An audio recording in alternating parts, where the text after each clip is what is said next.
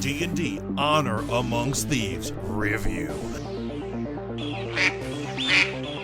Welcome to Voice of the Fat Mantis. I am he, and we're going to be talking about Dungeons and Dragons, and it's finally, hallelujah, has a movie.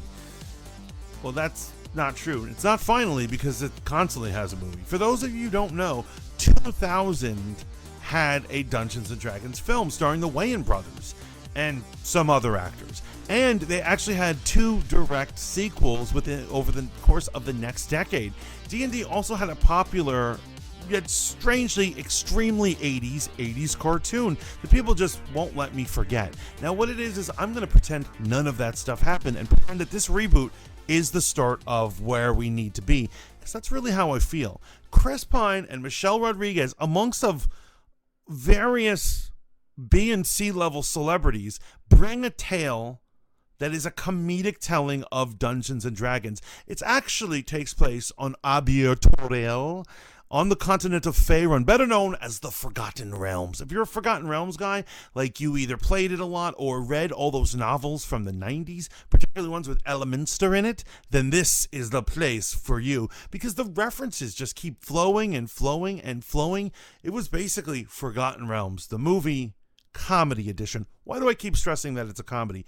Because the truth is, a lot of RPGs, not all of them, but particularly they get this from D&D, are hyper serious, hyper depressing, and give off a mood of just, I'm bitter and depressed, which makes sense because it's targeted at young adults and teenagers, right? They're in that phase. But I have to say that even though I instill comedy in all the games that I DM, I will say that there is always a dark edginess to it. The dark depression of existence is heavily in the Dungeons and Dragons game. And so I feel that if you make a comedic version of it, it's not against tone. It's just different in tone, which was inviting. I enjoyed the comedy in this movie. I enjoyed the actors. We've got Justice Smith playing Simon the Sorcerer, or is he a wizard? I'm going to get into that in my nitpicking about Dungeons and Dragons stuff later on. And so we also have the return of Sophia Lillis, and we actually have the girl who played the Red Wizard, Daisy Head, amazing in that role. We have Hugh Grant and a couple other people, and it's all just working so well. Of course, we have the pretty boy, regé-jean Page from Bridgerton, and I gotta say, there wasn't a single actor or a single performance that I disliked. The comedy was constant, almost like a Marvel film, but however, it doesn't go into a Taika Waititi Marvel film, if that makes any sense to you. I loved it. I was all about it, and it was lighthearted and fun adventure. Strangely, and I'm actually stealing this from my best friend who went to go see it with me, the plot was strangely coherent, as in they actually tied up every loose end by the end of it, and we weren't really expecting that, because when you actually look at the marketing campaign, or just the concept of making a general Dungeons and Dragons movie, it seems like it would be something that's made by committee. A bunch of executives are like in there, and they'll be like, he throws a magic missile. Does it have to be a magic missile? Can the wizard be brought to you by Reebok? Can there be a lot of diversity and equity in it? Kids are into equity. I would say that actually isn't in there at all, and that, strangely, for a film made up by committee, has a lot of heart. I was super impressed with how much heart on it, because it made me feel things other than laughing. I actually, toward the end of the film, there are several emotions that the storylines and the lines were just making me feel. I even got a little misty-eyed at one point, even though some of the plot is so predictable. But sometimes that's why we go to a movie, if that makes any sense to you. Ultimately, as a film, I give this high praise. I give it at least a B+. That's probably about an 89. I know, I am a tough grader. Now let's get into some nitpicks. That is what I am suited to do as a reviewer. I'm amazing at nitpicking stuff. As a film, there's one little thing that I wished I had seen within it, and so I really wished that they had had an extended version of a heist scene in the beginning with the original crew, particularly Forge, that's the guy played by Hugh Grant, Justice Smith, and all the others. And so why do we need to know this? Is because the entire story is based off of Forge's betrayal of the cast and crew.